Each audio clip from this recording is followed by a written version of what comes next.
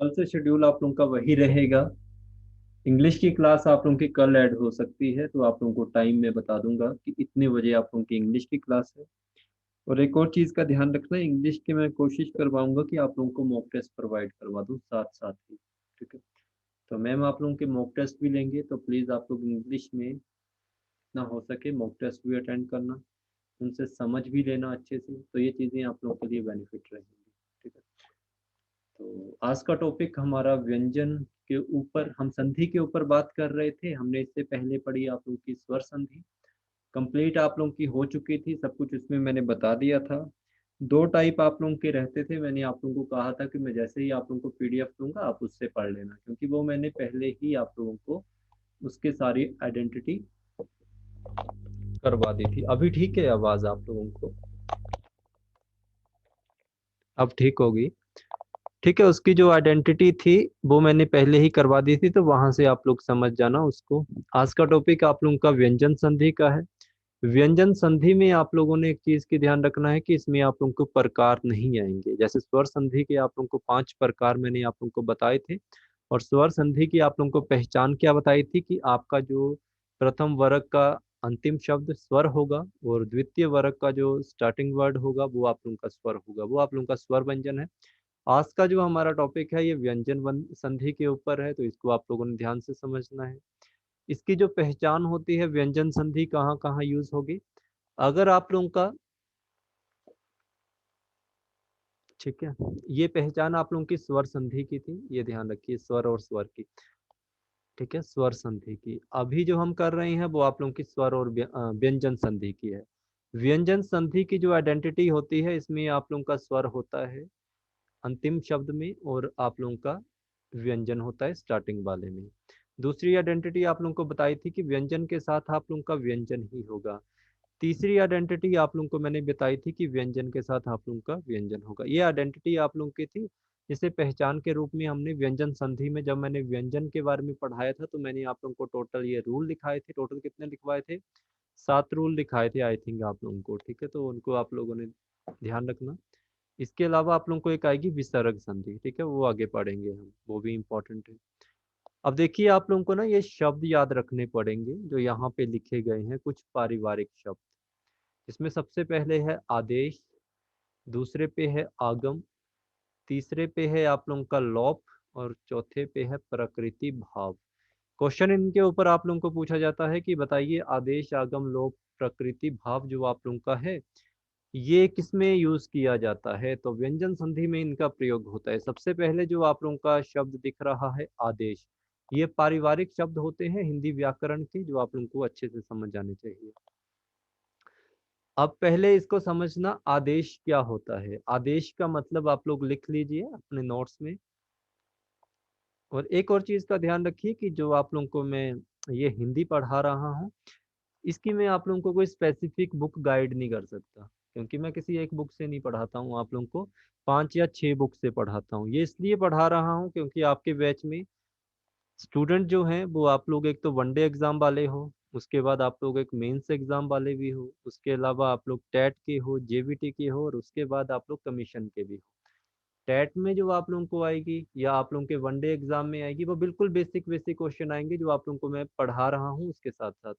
But जो आप लोग मेंस के एग्जाम दोगे, क्योंकि आप में से हर एक स्टूडेंट का जो एम होना चाहिए वो एचएस का है ही है, तो ये जो मैं आप लोगों को शब्द बता रहा हूँ ना, छोटे छोटे, आदेश हो गया, आगम हो गया, लोप हो गया, प्रकृति भाव हो गए, ये सब चीजें आप लोगों को वहां पे काम आएंगी, ये सारी चीजें। ठीक है, क्योंकि उनमें जो क्वेश्चन पूछे जाते हैं वो डीप लेवल पे पूछे जाएंगे। टीजीटी आर्ट्स का अगर आपका कमीशन है, कमीशन कोई भी है, पीजीटी में अगर आप हिंदी के लिए जा रहे हो, आप लोग लैंग्वेज टीचर में जा रहे हो, तो वहां पे ये चीजें देखनी पड़ती हैं, और मैं सारी बुकों को पढ़ के ही आप लोगों को पढ़ा रहा हूँ। इसके अलावा आप लोगों ने और क्या चीज ध्यान रखनी है, एक चीज का ध्यान रखिए, आप लोग जो बुक पढ़ते हो उसमें क्या होता है, जैसे आप लोग कोई भी बुक पढ़ोगे उसमें जो व्यंजन संधि के नियम है, किसी में आप लोग के 5 होंगे, किसी में 15 होंगे। बट आप लोगों को ध्यान रखना चाहिए, अगर आप लोगों को बिल्कुल लास्ट तक संधि पढ़नी है तो टोटल आप लोगों के 23 या 24 रूल होंगे, और इन 23 या 24 रूल को मैं आप लोगों को 2 या 3 दिन में पढ़ाऊंगा, मतलब डेली पढ़ाऊंगा। तो ये चीज ध्यान रखना। कुछ आप लोगों के पारिवारिक शब्द है, आप लोगों से पूछ लिया जाएगा कि व्यंजन संधि में आदेश का क्या अर्थ होता है। तो याद रखना, किसी वर्ण को बदलकर, इन चीजों को लिख लो, ये जो लिखवा रहा हूं, बाकी आप लोगों को सारा का सारा ऐसे ही रहेगा। किसी वर्ण को बदलकर उसके स्थान पर,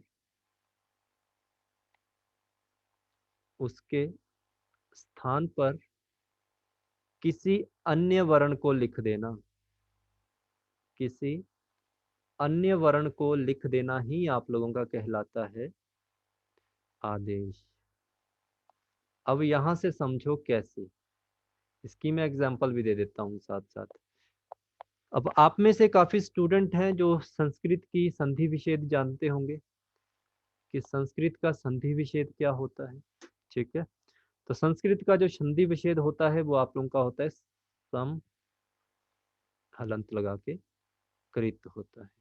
इसको और टुकड़ों में बांट दो, सयोग म साथ में क्री जमत, ठीक है, या कृत जमत, ऐसे भी आप लोग इसको कर सकते हैं, या सम जम, हाँ ऐसे लिख लो, ये ठीक है। अब यहाँ पे आप लोग एक चीज को ध्यान रखो, हमेशा एक चीज याद रखना, मैं एक रूल लिखा रहा हूँ, जब भी ये वाला रूल आप लोगों के पास है, इनको लिख लो, लिख लीजिए यहाँ पे, जब सम उपसर्ग के साथ, ये सम आप लोगों का एक तरह का उपसर्ग है, जब आप लोगों को मैं उपसर्ग प्रत्यय वगैरह पढ़ाऊंगा तब समझ आएंगे। सम उपसर्ग के बाद में, ऐसे लिखो, सम उपसर्ग के बाद में क्री, ये जो आपको दिख रही है ना क्री, धातु से बना कोई शब्द हो,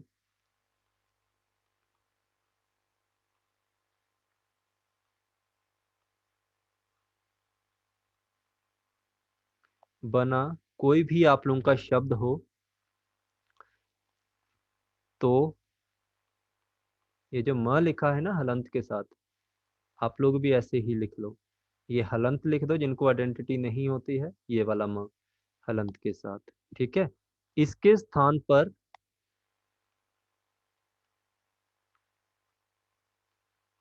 अनुस्वार, अनुस्वार की आइडेंटिटी क्या होती है, ये बीच में लिख रहा हूं, शिरोरेखा के ऊपर बिंदी जो आप लोगों की होती है वह आ जाता है, और म, ये वाला म, और क्री,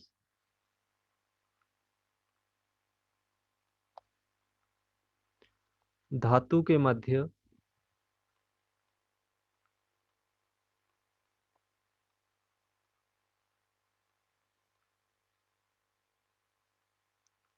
आप लोगों का स आ जाएगा।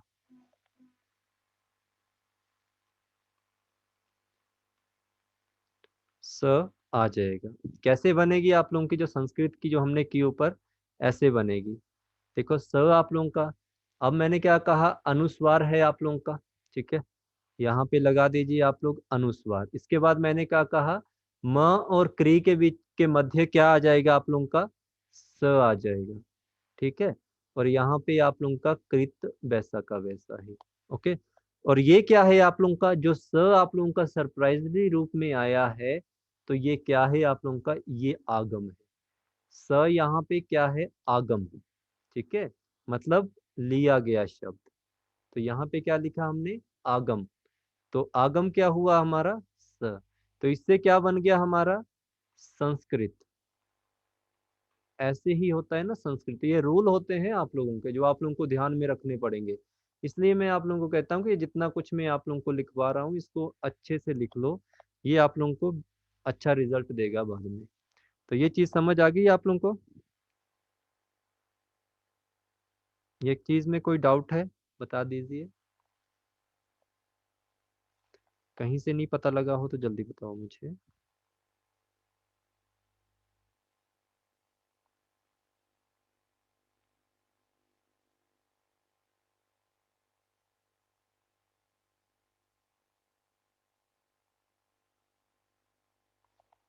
ओके जी, ओके जी, ठीक है। तो ये जो संस्कृत है आप लोगों का, इसमें आप लोगों ने देखा कैसे आगम स आया। क्या थी इसकी, म की जगह क्या आया आप लोगों का, स आया। तो इस तरह आप लोगों ने ध्यान से इसको समझना है। तो इसको समझ लीजिए। आगम आप लोगों को इसका पता लग गया, जो मैंने सॉरी आप लोगों को जो मैंने यहाँ पे लिखवाया है, इसका पता आप लोगों को लग गया होगा। ठीक है, तो ये ध्यान रखिए। इसके बाद आप लोगों ने एक और चीज याद रखनी है। ठीक है, और ये जो आप लोगों को जो मैंने पीछे एक और चीज लिखाई है ना, ये जो अभी मैंने आप लोगों को आदेश के बारे में क्या बताया आप लोगों को, कि इसको बदलकर उसके स्थान पर किसी अन्य शब्द को लिखा जाता है। और ये जो आप लोगों का है अन्य शब्द आप लोगों का लिखवा दिया, मैंने क्या लिखवाया, म लिखवाया। और आदेश क्या है आप लोगों का, आदेश का मतलब होता है जो अन्य शब्द होगा आप लोगों का, वो आप लोगों का नया वर्ण होगा। नया वर्ण लिख देंगे उसको। ठीक है, संस्कृत में जो हमने बनाई थी वो क्या बनाई थी, समजमाकृत, ये हमने बनाया था उसका। तो समजमाकृत में हमने म को हटा दिया वहां से, इसके ऊपर बिंदी लगा दी, और म की जगह हमने क्या लगाया, स लगा दिया। तो एक ही कॉन्सेप्ट में आपके दोनों हो गए, आगम भी समझ आ गया, आदेश भी समझ आ गया। तो इसके बाद आप लोगों का थर्ड होता है लोप। ठीक है, लोप आप लोगों का क्या होगा, लोप आप लोगों ने हमेशा याद रखना है। लोप की पहचान लिख लीजिए। जब किसी वर्ग के प्रथम शब्द का अंतिम वर्ण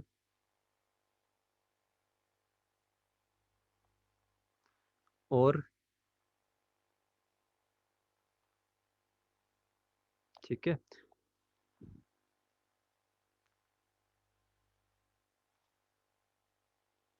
ठीक है, या जब किसी प्रथम शब्द का अंतिम वर्ण और वह शब्द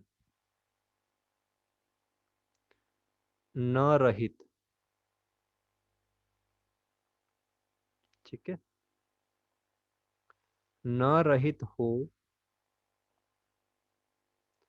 और उसके आगे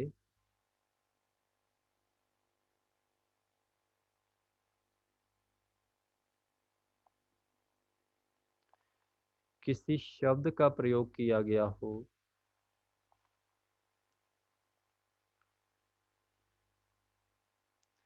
या किसी संपूर्ण शब्द का योग बन रहा हो, ये लिखो, ये ठीक रहेगा।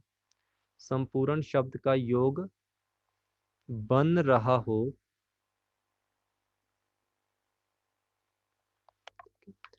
तो जो आप लोगों का, ये जो आप लोगों का स्वर न होगा, ठीक है, ये जो आप लोगों का स्वर रहित न होगा,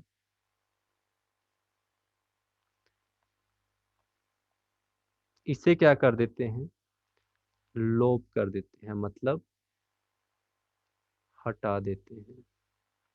छोटी सी आइडेंटिटी में आप लोगों को नॉर्मल शब्द में बता देता हूँ, ये एक डेफिनेशन होती है किसी भी शब्द की। इसमें आप लोग कैसे समझेंगे इसको, ऐसे आप लोगों ने समझना है कि जब भी आप लोगों का कोई प्रथम शब्द है, ठीक है, पर ऐसे मैंने आप लोगों को बताया था कि संधि विच्छेद आप लोगों का दो के बीच में होता है। एक आप लोगों का होता है प्रथम शब्द का अंतिम, ठीक है, प्रथम वर्ण का अंतिम वर्ण, और द्वितीय शब्द का प्रथम वर्ण।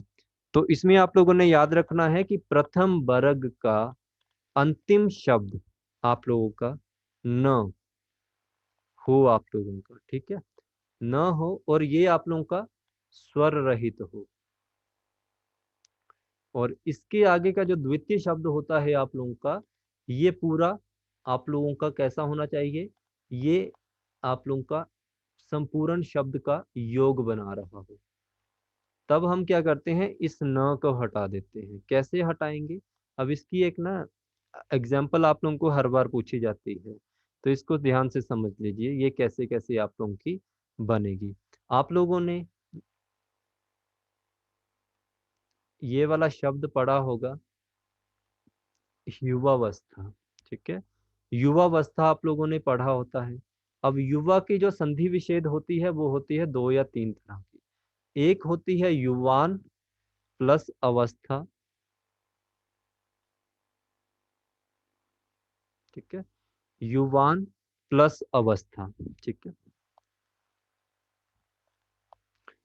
तो युवान प्लस अवस्था में जो आप लोगों का प्रथम शब्द है, इसका जो अंतिम वर्ण न है, ये आप लोगों का आधा न है क्योंकि इसके नीचे हलंत लगाया है, तो ये आप लोगों का स्वर रहित हुआ, स्वर रहित हुआ।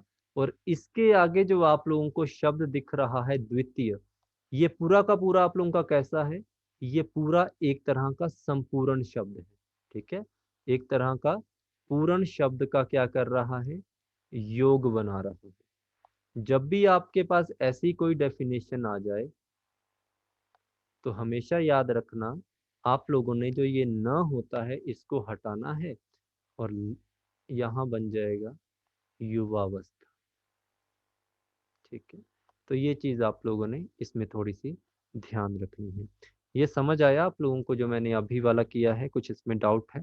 और युवावस्था की और क्या होती है संधि विच्छेद, ये भी जान लीजिए। एक होती है युव, जहाँ आप लोगों की युवा जमा अवस्था। ठीक है, ये भी होती है। इसमें तो ये तो आप लोगों का न रहित है, तो इसका कुछ नहीं फर्क पड़ेगा। तो ये समझ आया आप लोगों को। लोप का मतलब होता है, लोप का मतलब होता है किसी वर्ण को हटा देना, किसी भी वर्ण को हटा देना, ये आप लोगों का लोप होता है। ठीक है, अगर आप लोगों का जो वर्ण है प्रथम शब्द में अंतिम वर्ण अगर आप लोगों का न आ रहा है और जो न है आप लोगों का वह स्वर रहित है, तो आप लोग क्या करते हो, और उसके आगे आप लोगों का द्वितीय जो आप लोगों का शब्द होगा वो संपूर्ण या पूर्ण योग हो, तो हम क्या करते हैं, न को हटा देते हैं। ठीक है, तो अगर आप लोगों को इस पे क्वेश्चन आता है तो ये क्वेश्चन आप लोगों का बनता है कि युवान जमा अवस्था। तो जो आप लोगों का न पूछा गया है आप लोगों का, तो ये पूछेंगे इसमें क्या आप लोगों का कौन सा पारिवारिक शब्द का प्रयोग किया गया है, तो इसमें आप लोगों का हमेशा याद रखना न वाला आप लोगों का लोप पारिवारिक शब्द है। इसके बाद आप लोगों का आता है प्रकृति भाव। प्रकृति भाव अपने आप में एक संपूर्ण शब्द होता है। प्रकृति भाव में आप लोगों का कभी भी कोई बदलाव नहीं होता, ये भी चीज ध्यान रखो, इसमें कोई बदलाव नहीं होगा। बदलाव का मतलब आप लोगों का क्या, ना ही इसमें आप लोगों का आदेश होगा। ठीक है, मतलब आप लोगों का कोई भी शब्द बदल कर नया शब्द नहीं लिखा जाएगा, और मतलब अन्य किसी वर्ण को नहीं लिखा जाएगा। ना ही इसमें आप लोगों का आगम होगा, आगम का मतलब कोई नया वर्ण उसमें ऐड कर दिया जाएगा। ना ही उसमें लोप होगा।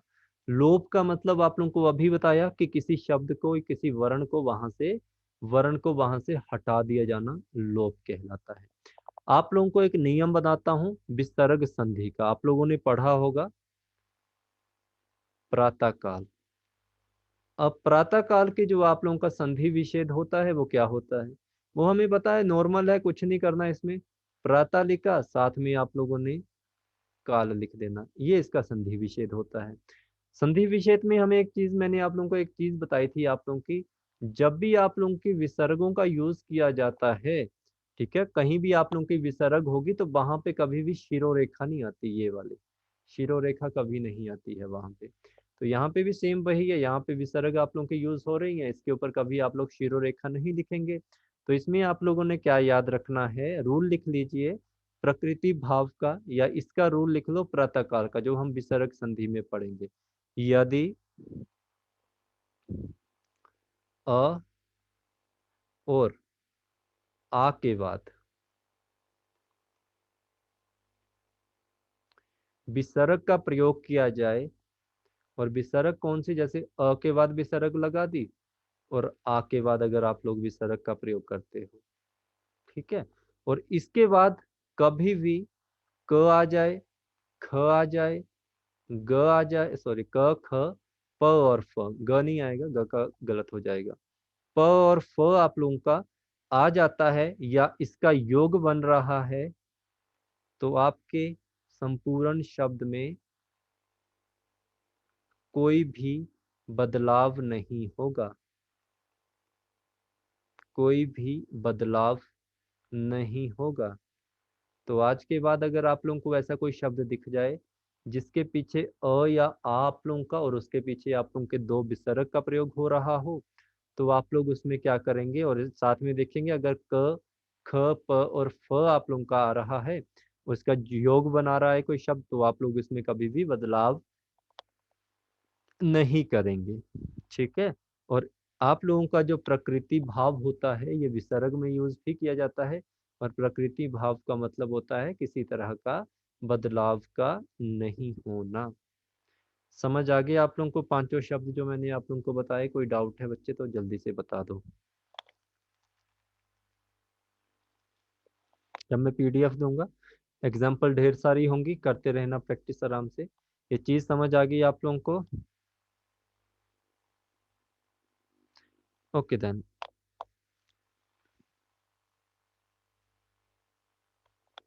न के लिए यूज किया जाता है, ये आप लोग इस चीज का ध्यान रखिए, स्पेशली आप लोगों का न। ठीक है। न रहित होना, न आप लोगों का स्वर रहित हो तो आप लोग इसका यूज करोगे संधि विषय में।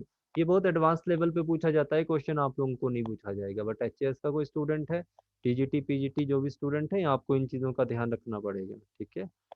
इस चीज का ध्यान रखिए, बट आप लोगों को भी पता होना चाहिए, कई बार किस्मत खराब होती है तो वो आप लोगों को ये क्वेश्चन डाल दे, तो आप लोगों को आना चाहिए, क्योंकि इस चीज़ का ध्यान रखिए, एक एक नंबर आप लोगों के लिए इंपॉर्टेंट होता है। और मेरी कोशिश ये रहेगी कि आप लोगों का हिंदी में पूरे के पूरे मार्क्स आ जाएं, इंग्लिश में भी पूरे पूरे मतलब सभी में अच्छे मार्क्स आ जाएं। अब देखिए, मैंने आप लोगों से क्या कहा कि व्यंजन संधि में मैं आप लोगों को टोटल पढ़ाऊंगा नियम, जो कि होंगे 24 तक। ठीक है, 20+ ही होंगे। इसमें आज हम 2 नियमों के बारे में पढ़ेंगे। नियम पहला आप लोगों का क्या कहता है, सामने लिखा हुआ है, कह रहा है किसी वर्ग के या किसी शब्द के प्रथम वर्ण।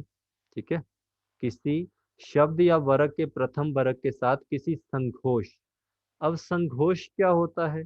संघोष आप लोगों ने पढ़े थे, किसी भी कि प्रत्येक वर्ग का तीसरा, चौथा और आप लोगों का पांचवा, या य, र, ल और आप लोगों का व, या अन्य जितने भी आप लोगों के स्वर होते हैं, जितने भी आप लोगों के स्वर, सभी स्वर, ये क्या होते हैं? ये सारे आप लोगों के क्या होते हैं? ये सब आप लोगों के संघोष होते हैं। ठीक है, ये मैंने आप लोगों को बताया था। इसने कहा है कि यदि शब्द के प्रथम वर्ण के साथ संघोष का योग हो, पांचवें को छोड़कर।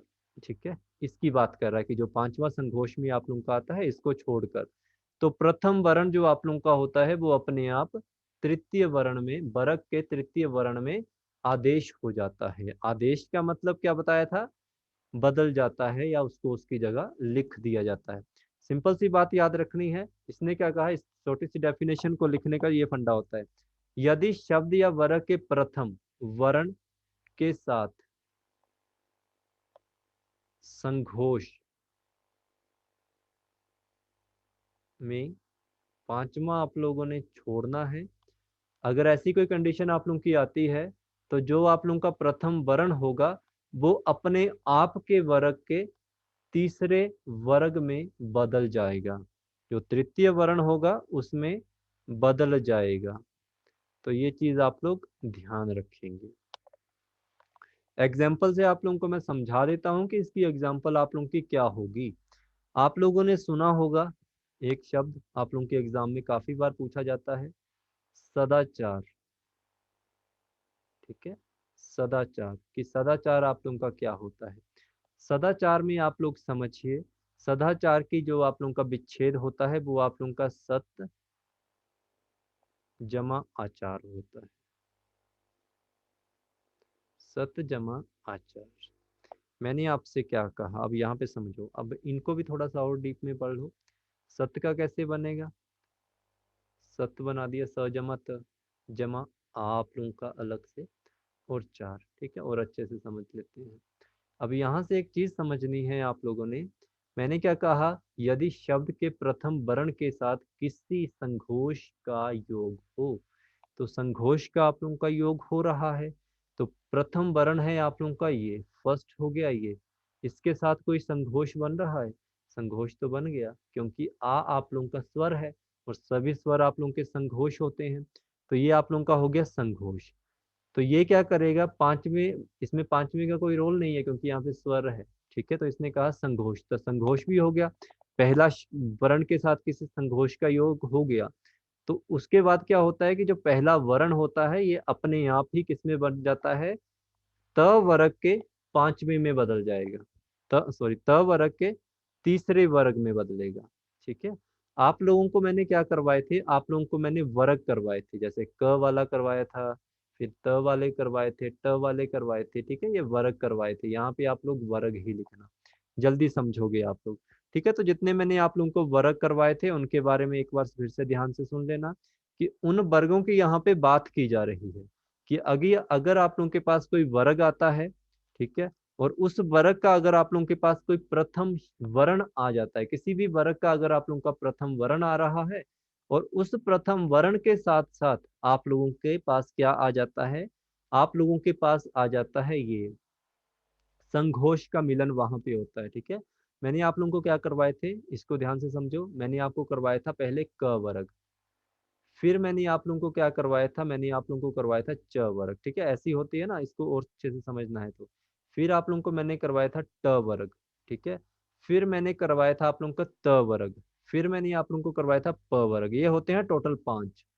अब ये जो रूल आप लोगों का लग रहा है व्यंजन संधि में, ये आपसे ये कह रहा है कि इन पांचों वर्गों का अगर आप लोगों के पास पहला पहला वर्ण आ जाता है, पहला वर्ण क्या होगा, क होगा, च होगा, ट होगा, त होगा या प होगा, और इसके साथ अगर आप लोगों के पास कोई भी संघोष आ जाता है। अब संघोष क्या है आप लोगों के पास, संघोष है आप लोगों के पास किसी भी वर्ग, मतलब तीसरा हो, चौथा हो या पांचवा हो, य र ल और व हो आप लोगों का, और आप लोगों के सभी स्वर हो, तो आप लोगों का जो पहला वर्ग होगा, ये से आप लोगों का क वर्ग है, ये पहला है आप लोगों का, ये किसमें ऑटोमेटिकली कन्वर्ट होगा, इसी का जो तीसरा होगा। ठीक है, तीसरा वर्ण होगा, जैसे क वर्ग का तीसरा क्या होता है, क, ख और ग, तो क किस में बदल जाएगा, ग में बदल जाएगा। च आप लोगों का किस में बदल जाएगा, च आप लोगों का ज में बदल जाएगा, क्योंकि च के बाद छ, छ के बाद ज। ठीक है, तीसरा ट किस में बदल जाएगा आप लोगों का, तो ट का आप लोगों को पता है ड़ में बदल जाता है। ठीक है, ये ध्यान रखना। त किस में बदल जाएगा, त, थ और द, त बदल जाएगा द में।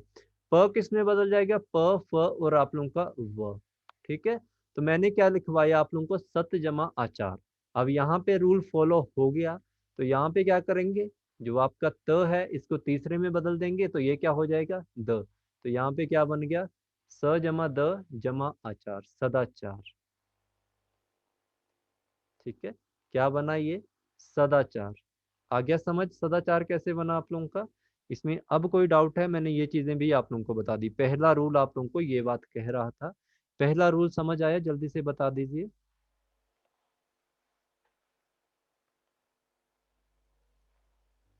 ओके, इसके बाद आप लोग कुछ और चीजों को देख लीजिए।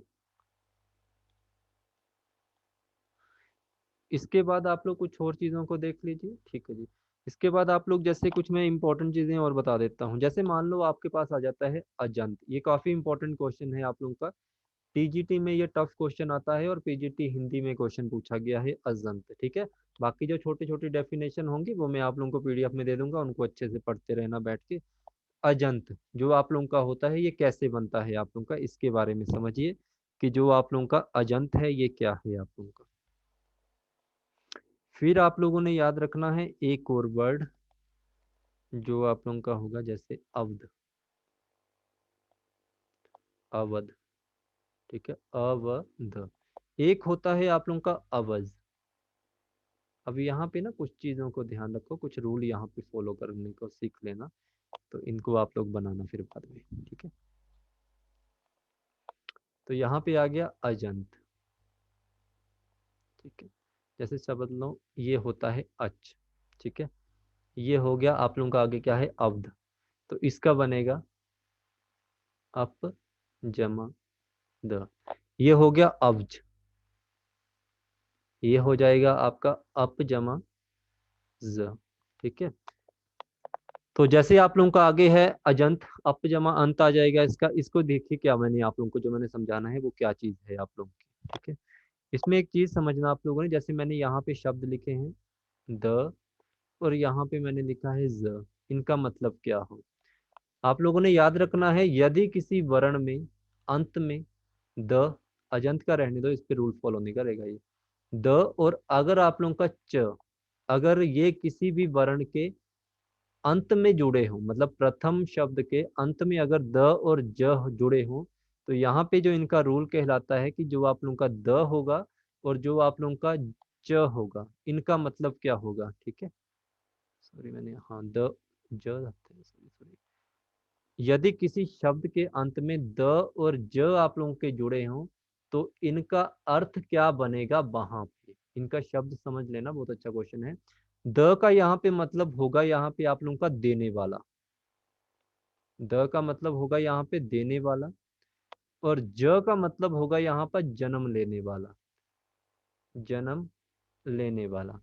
तो सीधी सी बात है, यहाँ पे कहा जा रहा है यदि किसी शब्द में आप लोगों का कभी भी द आ जाए या ज आ जाए, इनका मतलब बनता है कि जो द है उसका मतलब होगा देने वाला, ज है उसका मतलब होता है जन्म देने वाला। तो यहाँ पे क्या लिखा गया है उस चीज को समझो। तो यहाँ पे जो आप लोगों का अब्ज है, इसकी जो डेफिनेशन बनेगी वो आप लोगों की संधि विच्छेद होगा अप जमा ज। अप जमा ज, तो अप का मतलब आप लोगों का क्या होता है, अप का भी आप लोगों को पता होना चाहिए। अप का मतलब होता है जल, ये पर्यायवाची शब्द होता है अप। अप किसका पर्यायवाची शब्द है, जल का। तो यहाँ पे जो आप लोगों का शब्द बन के आ रहा है, ये बन के आ रहा है जल देने वाला। ठीक है, सॉरी ज है, इसका जो शब्द बन के आएगा अब्द का, ये बनेगा जल देने वाला। ठीक है, जल देने वाला। अब यहाँ पे आएगा जल में जन्म लेने वाला। अब बताओ जल में कौन जन्म लेता है और जल हमें कौन देता है, जल्दी जल्दी से बता दीजिए प्लीज, टाइम कम है। जो आप लोगों का जल होता है, जो आप लोगों का, आज भी बारिश हुई होगी आपके घर में, आपके घर में जो बारिश होती है वो किसके द्वारा होती है, जल देने वाला क्या होता है आप लोगों को, बादल।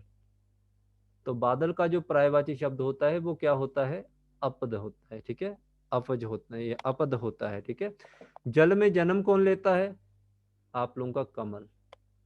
कमल का फूल आप लोगों का जल में ही होता है, चाहे वो कीचड़ में पैदा हो। कीचड़ किससे बनता है आप लोगों का, जल से ही बनता है।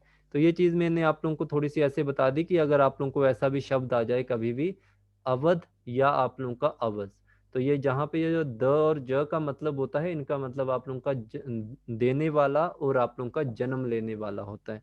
तो इनको भी आप लोगों ने ध्यान रखना है, कभी भी इनके ऊपर क्वेश्चन अगर आप लोगों का बन जाता है तो प्लीज थोड़ा सा आप इनको माइंड में रखना। ठीक है, ठीक है जी, समझ आ गया आप लोगों को। द और ज अगर आपके किसी अंतिम वर्ण में आ जाए तो प्लीज बोल दिया करो, अगर नहीं पता लगा है तो मैं आगे चला जाऊंगा, नहीं तो। सेकंड रूल समझे, किसी वर्ग का प्रथम वर्ण, अभी मैंने आप लोगों को सारे वर्ण लिखवा दिए थे, क वाले, च वाले, ट वाले, त वाले, जो भी आप लोगों के थे, उन्हीं की बात हो रही है।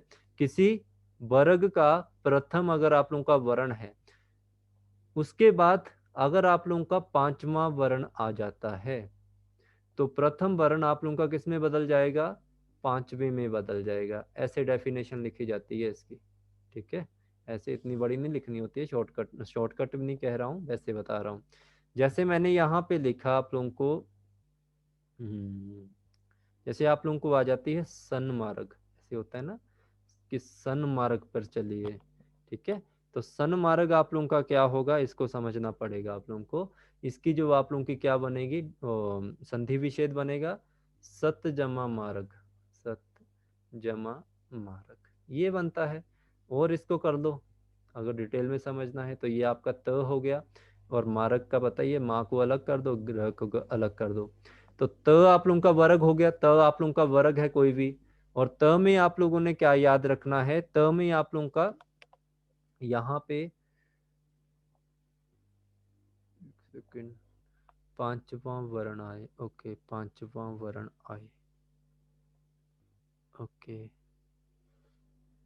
एक सेकंड, ये रूल आप लोगों का इस पे लग सकता है। त वर्ग से आते हैं, त में आप लोगों का आ जाता है त, त के बाद होता है थ, थ के बाद द, द के बाद ध और न।